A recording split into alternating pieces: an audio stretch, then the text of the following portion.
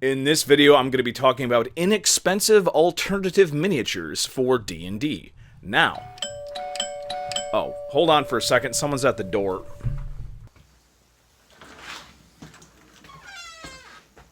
Huh? Oh, Kringle! Where have you been? Kringle is back, and he was nice enough to bring a skeleton set from the new Monster Adventure Minis line. This brand new line is from SCS Direct. You may remember that name from my previous reviews of their toy lines. But this line is specifically being targeted for D&D usage. I was very excited about this set because SCS Direct is a larger company, but the pricing that they're putting on these miniatures is very, very reasonable. It's much lower than similar products out there.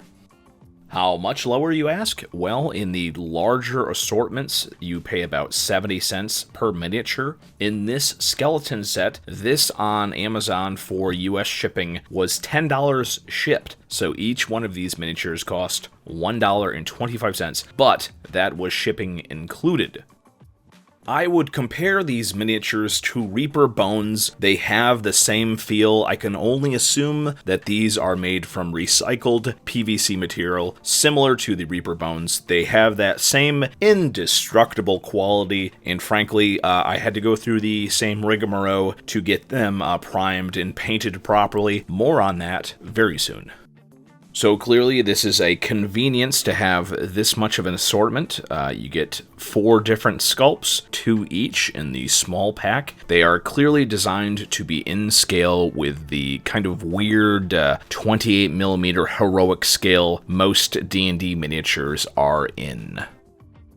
And of course, like all SCS Direct products, there's some very interesting creative sculpts, but I do think they might have taken inspiration from some of the old Hasbro D&D sets. In this case, that is a very good thing considering how expensive some of those Hasbro miniatures have gotten in very recent years. They are a little bit exaggerated, they are a little bit cartoony, but I like that. And that is something that is just up to your personal preference. In preparing to prime and paint these, I took the usual steps that I take. I washed them off using a toothbrush and just normal dish soap. None of the pieces that I got were warped. Since this does seem to be a PVC material, I assume you can use the boiling water, cold water trick to straighten out any bent parts.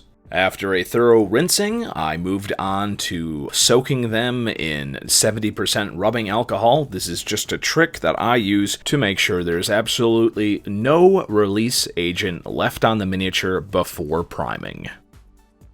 And I did use a file to take down some of the more egregious mold lines. Just like Reaper Bones, these do have mold lines as well. For priming, you can probably use any variety of polyurethane primer. I enjoy using the Vallejo Surface Primer. It seems to work really nicely on any sort of soft plastic miniatures like these.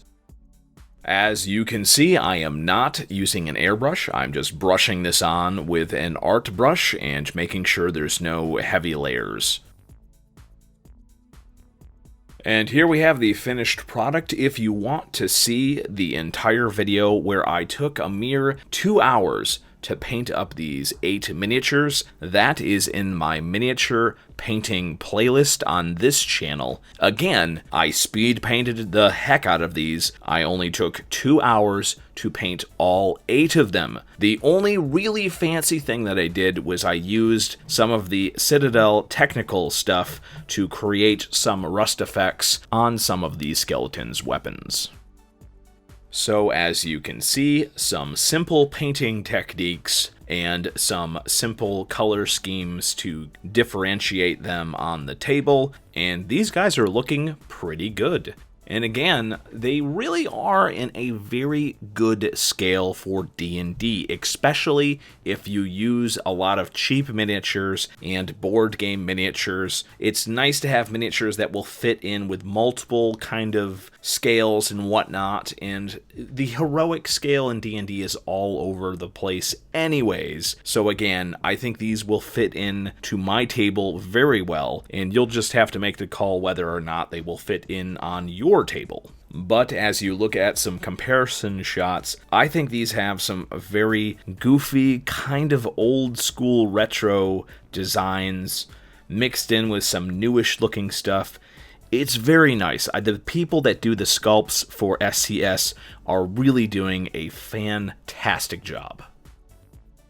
Now, of course, you could take a look at the plastic D&D miniature here and say, well, why would I buy the SCS miniature? Well, if you are in need of a specific monster group, I mean, it's a pretty good deal. You're not really paying that much more. With the sales on the D&D board games, you will get a lower price per miniature, but you have to buy the entire board game. So if you just need some skeletons, you kind of have to buy like this whole 42 miniatures to get the skeletons, which is a little bit inconvenient. With the SCS sets, you do have to pay, if you want one of the smaller groups, you'll have to pay $125 per miniature. But you'll have a nice tight group of varied monster designs that you can use right away. And I have not been able to take a look at the rest of the miniatures, but the skeletons fit in really well on a table. And these miniatures are unique enough in design that the players will know exactly what's going on. And that's very important.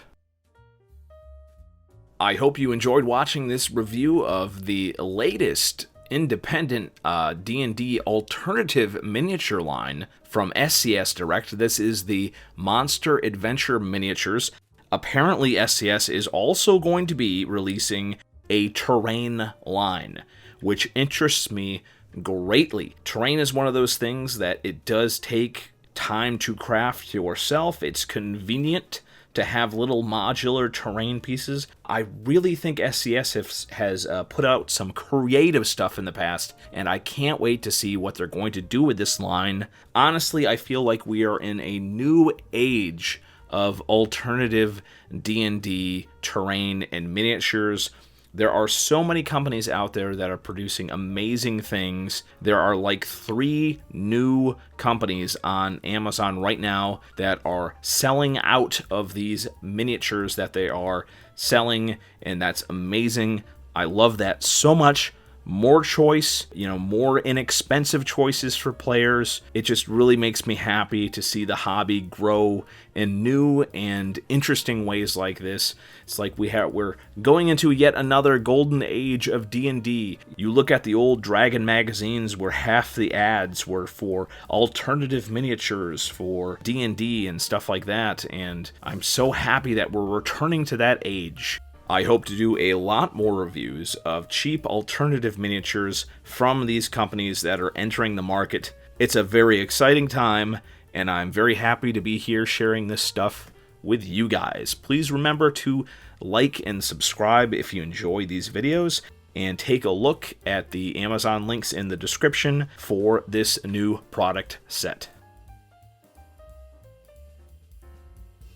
And I just want to say that I did spend my own money for this set. I really like the skeletons. I might be checking out the kobolds next, but I am going to be doing some content in the future where companies are going to be sending me stuff to review. I will always make sure I disclose the videos where I'm getting the materials for free. In addition, if anybody is interested, I'm kind of toying with the idea of getting a P.O. box. It might be kind of expensive for me to do something like that, so if anybody is interested in sending me some stuff, it might be fun to do some more fan unboxings. A couple of people have asked me about this, so please let me know if any of you are interested.